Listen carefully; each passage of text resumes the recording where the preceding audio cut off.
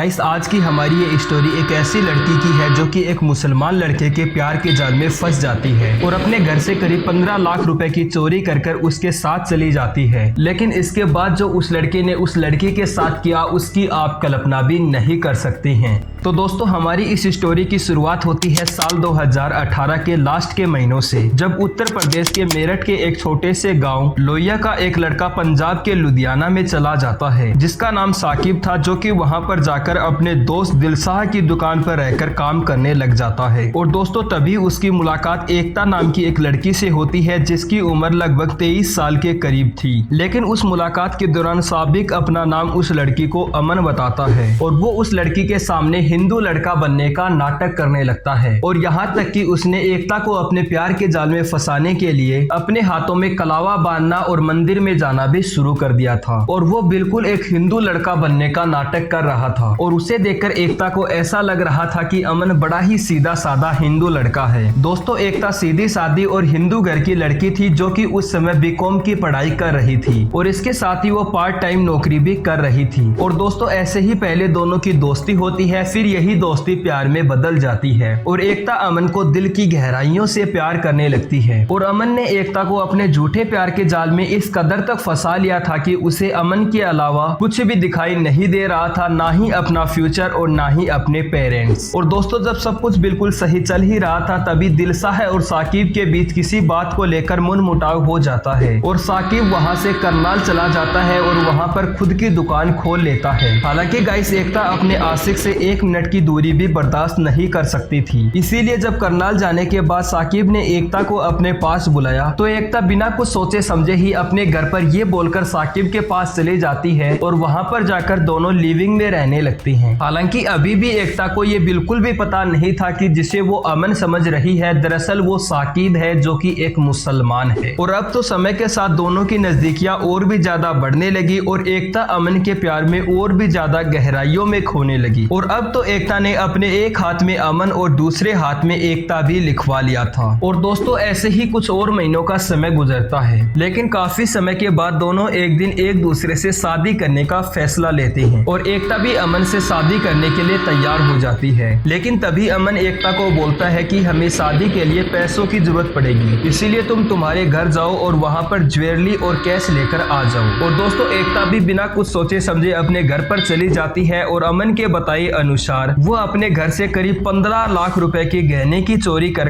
अमन को लाकर दे देती है। और फिर अमन के साथ वो ईद के मौके पर साकिब के घर चली जाती है। लेकिन जैसे ही एकता अमन यानी कि साकिब के घर पहुंची तब उसके पैरों के नीचे से जमीन ही निकल गई, क्योंकि वहां पर पहुंचने के बाद उसे पता चलता है कि जिसे वो इतने समय से अमन समझ रही थी दरअसल वो अमन नहीं साकिब है और ये हिंदू नहीं बल्कि मुसलमान है। ये सारी बातें जानकर एकता काफी ज्यादा घबरा गई और उसने तुरंत अमन यानी कि साकिब से शादी करने से मना कर दिया और वो वापस अपने घर आने लग जाती है। लेकिन ये बात साकिब को बिल्कुल भी बर्दाश्त नहीं हुई, क्योंकि अगर एकता वापस अपने घर जाती तो वो अपने साथ अपने 15 लाख रुपए के गहने भी लेकर चली जाती। इसीलिए साकिब जैसे तैसे कर एकता को शांत करने का प्रयास करता है और उसे एक कोल्ड ड्रिंक पिलाता है। हालांकि उस कोल्ड ड्रिंक के अंदर साकिब के घर वालों ने पहले ही नशीली गोलियां मिला दी थी और जैसे ही एकता ने वो कोल्ड ड्रिंक पी तो वो तुरंत बेहोश हो गई। जिसके बाद साकिब के पिता, उसके 2 भाई और उसकी 2 भाभियों के द्वारा बेहोश एकता को लोहिया के जंगलों में लाया जाता है। और वहां पर पहले तो उन्होंने एकता का सर दर्द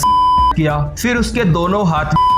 अलग कर दिए बिकॉज उसके हाथों में अमन और एकता लिखा हुआ था। इसके बाद उन्होंने एकता के धड़ को पास के ही एक गन्ने के खेत में दबा दिया और उसके दोनों हाथों और उसके सर को एक तालाब फेंक दिया और फिर से वापस घर आ गए। और घर आने के बाद साकिब वापस करनाल चला गया ताकि उस पर कोई शक ना कर सके और वहां पर जाकर अपना काम करने लगा। और दोस्तों ऐसे ही काफी दिनों का समय गुजर जाता है, लेकिन 23 जून 2019 को लोहिया गांव के ईश्वर पंडित देखते हैं कि उनके पास के ही एक खेत में एक कुत्ता इंसान का लिए हुए घूम रहा है। ये देखकर वो काफी ज्यादा घबरा जाते हैं और वो तुरंत पुलिस को सूचना देते हैं और पुलिस तुरंत मौके वारदात पर पहुंचती है और पूरे मामले की छानबीन छानबीन करने में लग जाती है और सबसे पहले पुलिस के द्वारा उस गन्ने की खेत की खुदाई की जाती है तो पुलिस को वहाँ पर एक लड़की की लाश मिलती है जिसका सर और दोनों हाथ गायब थे। हालांकि लाश को दफन हुए काफी दिनों का समय हो चुका था, इसीलिए पुलिस के द्वारा इस लाश की पहचान करना काफी ज्यादा मुश्किल भरा काम था। लेकिन फिर भी पुलिस के द्वारा इस लाश की पहचान करने की कोशिश की जाती है और पुलिस आसपास के पुलिस स्टेशन में किसी लड़की के गुमशुदा होने की रिपोर्ट खंगालती है, लेकिन पुलिस को इस लाश के बारे में कोई भी जानकारी नहीं मिल पाती है। हालांकि अब ये केस पुलिस के द्वारा काफी ज्यादा पेचीदा हो चुका था और अब पुलिस को इस केस की छानबीन करते हुए करीब 6 महीनों का समय गुजर जाता है, लेकिन अभी भी पुलिस उस लाश की पहचान नहीं कर पाई। लेकिन 6 महीने के बाद पुलिस ने इस केस की गहराई से दोबारा छानबीन करने की कोशिश की और अब की बार पुलिस के द्वारा एक टीम बनाई गई जो कि इस गांव से जो भी लोग बाहर रहकर काम करते थे उस जगह के पुलिस स्टेशन में किसी लड़की के गुमशुदा होने की रिपोर्ट खंगाली गई और पुलिस के द्वारा इस लड़की की पहचान करते हुए 6 महीनों का समय और गुजर जाता है। यानी कि इस केस के 1 साल बाद पुलिस के द्वारा उस लड़की की पहचान कर ली जाती है और पुलिस की एक टीम लुधियाना के संजीव कुमार के घर पहुंचती है जिन्होंने करीब 1 साल पहले ऐसे ही कद की एक लड़की के गुमशुदा होने की रिपोर्ट लिखवाई थी। और जब पुलिस ने उनसे सारी बातें पूछी तो उन्होंने बताया कि इस लड़की का नाम एकता है जो कि हमारी लड़की है, वो अमन नाम के किसी लड़के के साथ प्रेम प्रसंग में थी और इसी वजह से वो हमारे घर से करीब 15 लाख रुपए की चोरी कर उसके साथ भाग गई थी। हालांकि दोस्तों इसके बाद पुलिस तुरंत वहां पहुंचती है जहां पहले अमन काम किया करता था, लेकिन वहां पर पुलिस को पता चलता है कि यहाँ पर कोई अमन काम नहीं किया करता था बल्कि यहाँ पर साकिब काम किया करता था जो कि हिंदू नहीं बल्कि मुसलमान था। हालांकि दोस्तों जब पुलिस को ये पता चला तो पुलिस तुरंत इस केस की सारी गुत्थी समझ गई और पुलिस समझ गई कि साकिब ने एकता को अपने झूठे प्यार के जाल में फंसाया था और उससे करीब 15 लाख रुपए हड़प कर उसकी बेरहमी से